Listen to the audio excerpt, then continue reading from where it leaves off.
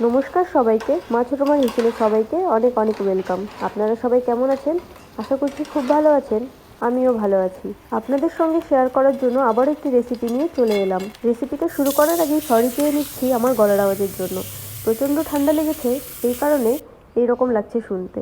আপনারা প্লিজ একটু ম্যানেজ করে নেবেন।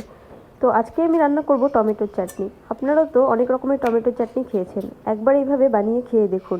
এই স্বাদ জীবনে কখনো ভুলতে পারবেন না। তাহলে চলুন বেশি কথা না বলে শুরু করি আজকের রেসিপিটি। সবার প্রথমে এই দেখুন, আমি নিয়ে নিয়েছি একদম পাকা টমেটোগুলো ধুয়ে কেটে নিয়েছি। এবার মিক্সচার গ্রাইন্ডারে পেস্ট বানিয়ে নেব। এবার একটি পাত্রে টমেটোর টুকরোগুলো তুলে নেব। দেখেছেন টমেটোর টুকরোটাও দৌড়ে পালালো। এবারে মিক্সচার গ্রাইন্ডারে দিয়ে পেস্ট বানিয়ে নিন। পেস্ট বানাতে বানাতে আমাকে একটা কথা বলুন তো, কে কে আমার মতন রান্না করতে ভালোবাসেন? আর কার কার রান্না করতে ভালো লাগে না আমাকে সেটাও জানাবেন কমেন্ট করে। আরেকটা জিনিস জানাতে ভুলবেন না যে আমার এই সহজ সহজ রেসিপিগুলো আপনাদের কেমন লাগে। এই দেখুন টমেটোটা এতটাই পাকা ছিল যে কালারটা এত সুন্দর এসেছে। এবার একটা ফ্রাইং প্যান বসিয়ে দিয়েছি। এর মধ্যে দিলাম সামান্য একটু সর্ষের তেল, তারপর দিয়ে দিলাম একটা শুকনো লঙ্কা আর একটা তেজপাতা। এগুলো একটু লাল লাল হয়ে এলেই এর মধ্যে দিয়ে দিন পেস্ট করে রাখা টমেটো। কি যে ভালো লেগেছে আজকের এই রেসিপিটি রান্না করতে, সেটা আর বলে বোঝানো যাবে না। এবারে দিয়ে দিন পরিমাণ মতন লবণ। এবারে ভালোভাবে মিশিয়ে নিন। আর হ্যাঁ, আবারও সরি চেয়ে নিচ্ছি সবার কাছে। ব্যক্তিগত কিছু কারণে আমি এতদিন কোনো রেসিপি শেয়ার করতে পারিনি।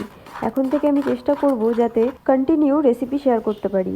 কিছুক্ষণ এটা রান্না করার পরে এর মধ্যে দিয়ে দেবেন খেজুর, কাজু, কিশমিশ। আপনারা চাইলে এর মধ্যে আমসত্ত্বও দিতে পারেন। আমার বাড়িতেও আমসত্ত্ব ছিল, কিন্তু আমার যেহেতু খুব একটা বেশি পছন্দ নয়, সেই জন্য আমি দিলাম না। এবারে এগুলো দিয়ে ভালোভাবে মিশিয়ে নিন। এবারে এর মধ্যে স্বাদ অনুসারে চিনি দিয়ে দেবেন। এবারে ভালোভাবে মিশিয়ে নিন। ততক্ষণ ধরে রান্না করুন যতক্ষণ এই মিশ্রণটা ভালোভাবে শুকিয়ে আসছে। দেখুন কালারটাও কিন্তু অনেকটা চেঞ্জ হয়ে আসছে, তাই না? মিশ্রণটা কিন্তু অনেকটাই শুকিয়ে এসেছে। এবার একটি পাত্রে তুলে নেব। না না, রান্নাটা হয়ে যায়নি, আর একটু বাকি আছে। মিশ্রণটা একটা পাত্রে তুলে নিলাম। এবারে ফ্রাইং প্যানে দিয়ে দিচ্ছি সামান্য একটু ঘি। ঠান্ডায় যেহেতু ঘিটা জমেছিল, এই দেখুন গরম ফ্রাইং প্যানে ধরতেই একদম নেমে গেল। আপনাদের ওখানে এখন কেমন ঠান্ডা আমাকে কিন্তু অবশ্যই কমেন্ট করে জানাবেন। আমাদের এই নর্থ বেঙ্গলে কিন্তু এখনো অনেকটাই ঠান্ডা। এই দেখুন এবারে এই ঘিয়ের উপরে দিয়ে দিলাম সামান্য একটু পাঁচফোড়ন। পাঁচফোড়নটা একটু লাল লাল হয়ে এলেই এর মধ্যে দিয়ে দিন সেই মিশ্রণটা। এবারে নেড়ে চেড়ে নামিয়ে নিলেই কিন্তু রেডি আমাদের এই টমেটোর চাটনি রেসিপি।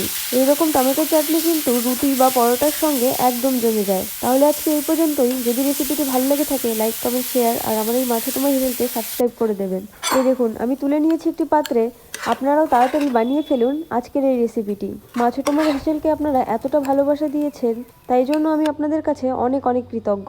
আজকের মতন টাটা, আবারও ফিরে আসবো অন্য কোনো রেসিপি নিয়ে।